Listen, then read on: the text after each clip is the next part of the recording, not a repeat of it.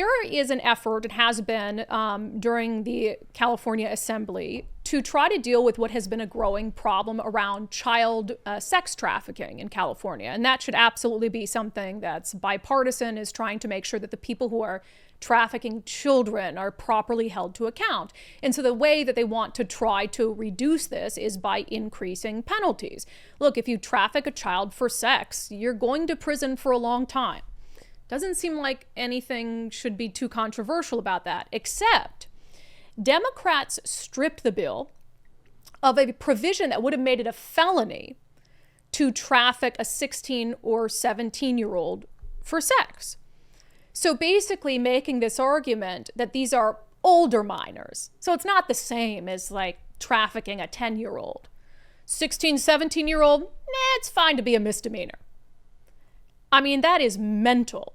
And there was this great soundbite from Republican Assemblyman Tom Lackey. I had to give him a shout out on X after I saw it, because I mean, this is what it looks like to truly advocate for survivors and to advocate for young women. So here he is calling out Democrats in front of there's an advocate in the room. You don't see her in this cut, but there's an advocate who's the one who brought this bill forth. It's like her mission is to advocate for victims of sex trafficking. So basically, this California Assemblyman Tom Lackey is kind of apologizing to her for what AB 379 had become and for this provision that was stripped from it. I'm going to actually talk about the elephant in the room. Somewhere among the decision tree of this committee, it was determined that your original proposal was also to include protecting 16 and 17-year-old victims from these predators. For some reason, it was believed that it was inappropriate to proceed with that tenet.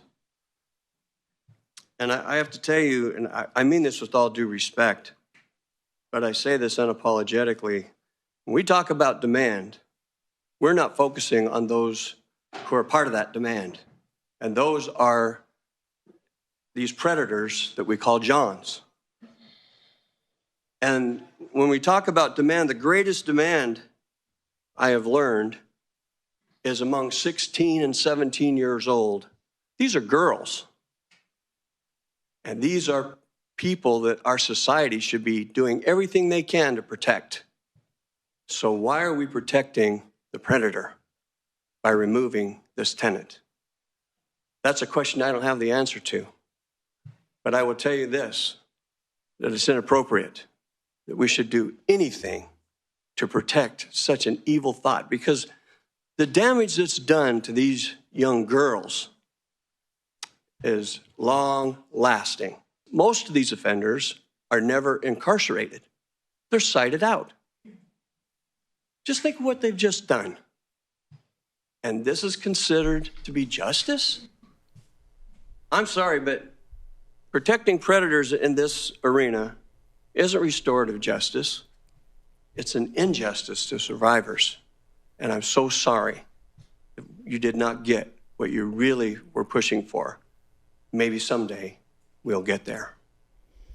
Amen. I thought that was incredibly powerful. And he's right. I mean, it's insane to me, the idea that if you pimp out a 16 or 17-year-old on the streets to 40, 50, grown adults, I mean, that's rape, obviously. It's child sex trafficking. And the idea that because they're 16 or 17, they're almost adults, that it would be a misdemeanor, or as he said, some of these people it's pled down so much that it's basically a citation and they're not even spending time in jail or prison for it. It's genuinely disgusting. And why is it happening? We had that happen in our state as well, where Democrats pushed a bill to lower the punishment for people who are caught in these net nanny stings, where detectives with the Internet Crimes Against Children Task Force, I've done an in-depth series with them before, several years ago, where they pose as minors online, a la Chris Hansen, and they go schedule a meetup and then they arrest the predator, who these predators think they're coming to have sex with, in some cases, a child. And Democrats, honest to God, took time this session debating the merits of reducing the punishment in those stings because it's not a real child. It was a fictional minor being played by a detective.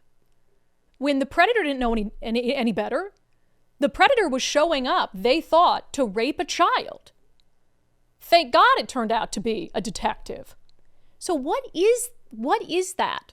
I hate to get into this whole, I always see it on the internet, progressives are pedophiles. I don't believe that. I'm sure there are, obviously some progressives that are pedophiles, but there's also Republicans that are pedophiles. So I don't think that it's unique, certainly to the left. But they always get into this equity argument. Oh, we have to have equitable outcomes.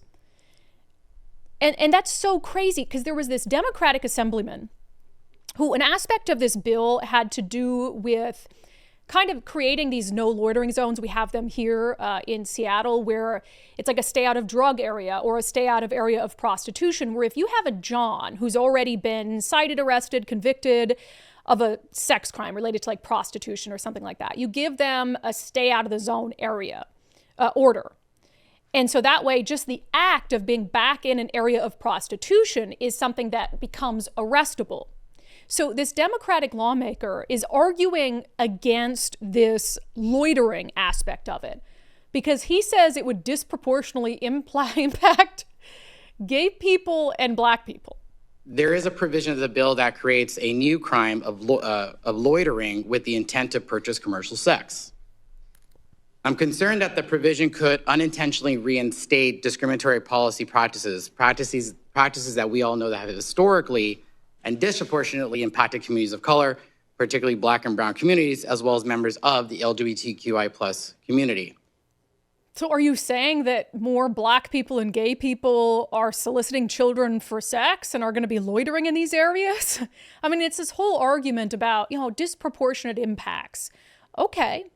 Is it being disproportionately enforced, or are those individuals disproportionately participating in that behavior? And if so, are you going to not enforce it just because more people of color or more gay people are going to end up in jail for doing it? It's very strange. That same assemblyman, he's really stuck on this LGBTQ thing in relation to this issue. He wants LGBTQ people protected, I guess, from all these punishments. It's very strange, the narrative that he's spinning.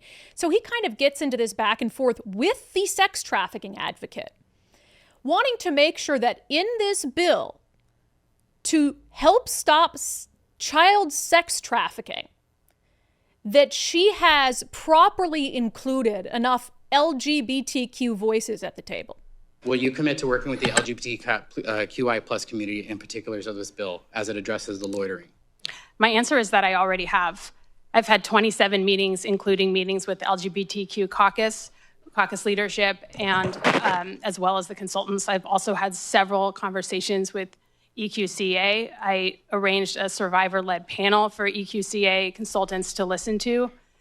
So I've engaged with the LGBT community as much as possible on this bill. I've tried to engage with you as well, both one-on-one in my office, and every chance that I've got, I will continue to do so. It's really important to me. To your comments about selective enforcement and discriminatory enforcement, I make no excuses for that. We need to root out discrimination in law enforcement and all of our other systems. I'm committed to doing that. But this bill gives us the ability to help people who are truly victims. And while the LGBT community is overrepresented in the victim population, they are not overrepresented in the buyer population.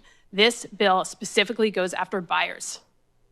I misunderstood. Are you saying that there's overabundance of LGBT buyers? No, I'm saying that there are not. They are overrepresented in the victim population, but not in the buyer population. And I know we did have, and I apologize for misunderstanding that, and I know that we did have some dialogue on this, and I appreciate the engagement that you've had, but none of that is reflective in your support. In the support for the bill? Correct. What is he talking about? Can you talk about the organization? No, we don't have to go through that piece of it. I'm just saying, in all of the letters that are here, there's no LGBT organizations that are in support of the group. Did I miss that? Yes. Okay, which ones? Well, Eduardo Christian was one of the panelists. He's an LGBTQ survivor. Love Never Fails is an organization that works with transgender survivors. Well, I don't want to go through the weeds on individuals. I'm saying is get the organizations that represent these individuals, which would be helpful. That's all I'm asking. That guy's a moron. absolute moron. Here she's saying, I mean, God, where do I even start with that? Well, actually, you know, LGBTQ people are disproportionately victims of sex trafficking. And he like keeps trying to bring it back to like basically like, yeah, but what about LGBTQ people who are suspects? Have we considered that? And like, he doesn't care about the victims. He cares about people who are going to get caught up in arrests and all this stuff for this behavior.